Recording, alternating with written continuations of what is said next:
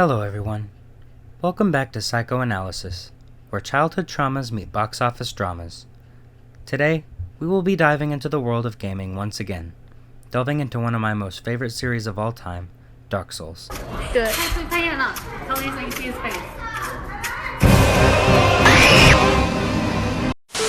Dark Souls. Dark, oppressive, and unforgiving, the world of Dark Souls offers perhaps the greatest challenge that the gamer has ever faced in their life. But the incredible sense of satisfaction that you achieve by overcoming these challenges is something like no other. Today, we will be analyzing the darkest figures in Souls lore, examining their actions and motives. Be sure to subscribe if you enjoy this type of content. Now on with the show. In a realm shrouded by fading embers and ancient curses, the world of Dark Souls unfolds as a labyrinthine expanse, where time itself is distorted, and reality blurs between light and shadow. Once a vibrant realm, ruled by powerful deities, the land now teeters on the brink of decay, its glory days fading into a distant memory. As the Age of Fire wanes, a pervasive darkness known as the Abyss threatens to consume all existence.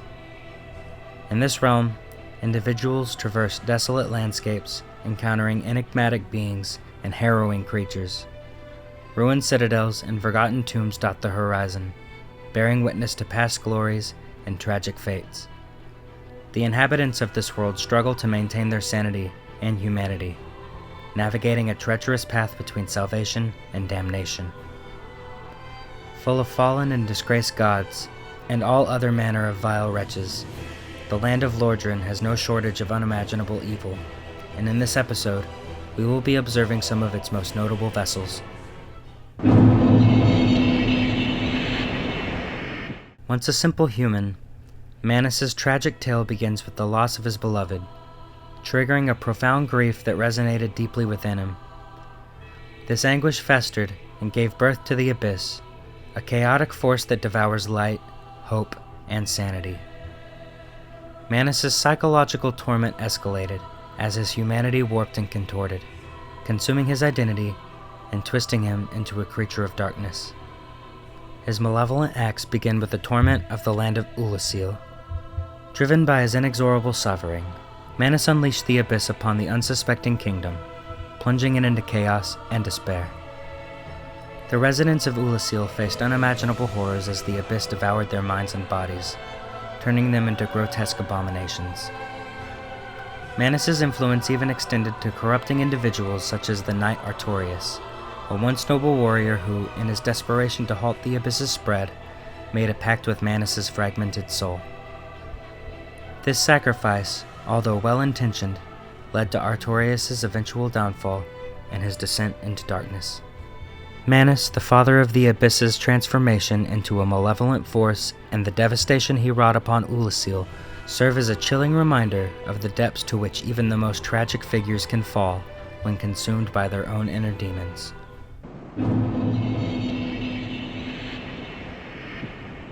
Nashandra is a character shrouded in mystery and manipulation. Her evil acts are intricately woven into Dark Souls 2's narrative, revealing a cunning and malevolent nature that seeks to exploit the weaknesses of those around her. Nashandra is revealed to be a fragment of Manus' soul, and embodies the insatiable hunger for power and control that the Abyss represents. Her presence in the kingdom of Drangleic is marked by a subtle but pervasive corruption, as she uses her charm and manipulation to influence King Vendrick, a once great ruler. One of Nashandra's most significant acts of evil is her seduction of King Vendrick, a powerful monarch who amassed great strength to stave off the curse plaguing his land. Nashandra exploits Vendrick's vulnerability, subtly pushing him towards experiments with the First Flame, and encouraging his pursuit of power.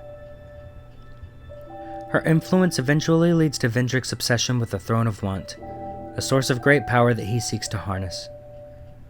Furthermore, Nashandra's malevolent intentions extend to manipulating others to achieve her goals.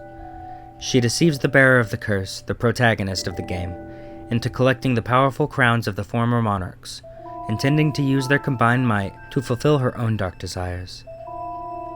As players uncover her true nature and her connection to the Abyss, they are confronted with the unsettling realization that Nishandra has been orchestrating events to further her agenda from the shadows. Nishandra's evil acts reflect her unquenchable thirst for power and control, and make her one of the most selfish and malicious beings in Souls lore.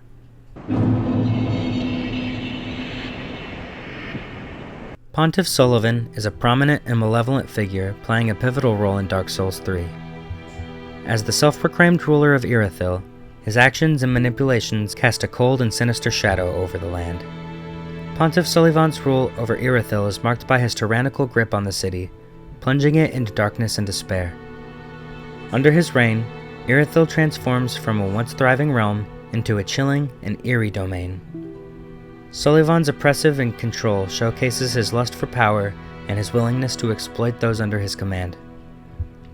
One of his most notable actions is his manipulation of the Dark Moon Faith and his imprisonment of Yorkshire, a character tied to the Dark Moon Blades Covenant. By twisting the beliefs of the Blades to suit his own agenda, Sullivan demonstrates his cunning and ability to corrupt even the most sacred beliefs for his personal gain. Vort of the Boreal Valley, once a loyal knight of the royal family, was transformed by Pontiff Sullivan into a monstrous beast. Sullivan's dark sorceries corrupted Vort's form and mind, turning him into a vicious creature with frost powers. Vort's transformation reflects Sullivan's willingness to twist and corrupt even those who were once honorable and loyal, using his dark arts to bend them to his will. Similarly, the Dancer of the Boreal Valley suffered a tragic fate at the hands of Pontiff Sullivan. Once a graceful and elegant dancer, she was subjected to Sullivan's manipulation and dark magic. The dancer's transformation into a grotesque and haunting figure, with her twisted movements and unsettling presence, showcases Sullivan's ability to warp even the most beautiful and skilled individuals into nightmarish abominations. Sullivan's role in the imprisonment of Gwyndolin, the Dark Sun, further underscores his malevolent influence. By chaining Gwyndolin to Aldrich, one of the Souls of Cinder, Sullivan facilitates the latter's consumption of the former, demonstrating his ruthlessness and disregard for the lives of even powerful deities. Pontiff Sullivan's character is defined by his manipulation, oppression, and thirst for power. His actions paint a portrait of a calculating and malevolent figure whose influence casts a dark shadow over the world of Dark Souls.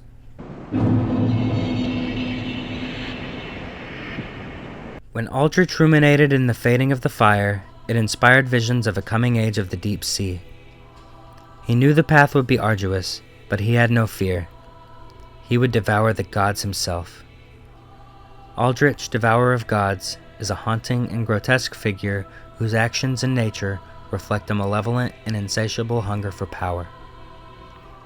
Aldrich, infamous for his appetite for flesh, apparently had the desire to share with others his joy of imbibing the final shudders of life while luxuriating in his victims' screams. A former cleric, Aldrich began to receive visions of an all-consuming deep sea, with the souls of all living things sinking to the bottom, becoming the foundations of the coming world. These visions allowed him to access a level of darkness not normally accessible to mortals.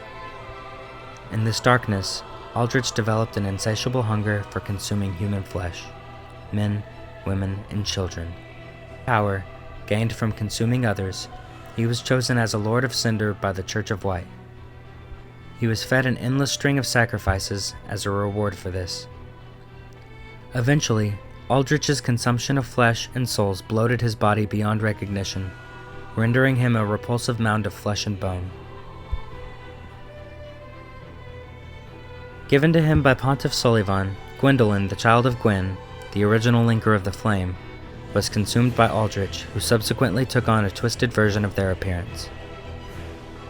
Aldrich's actions and nature paint a disturbing picture of a character driven by an insatiable hunger for power and a disregard for life and morality.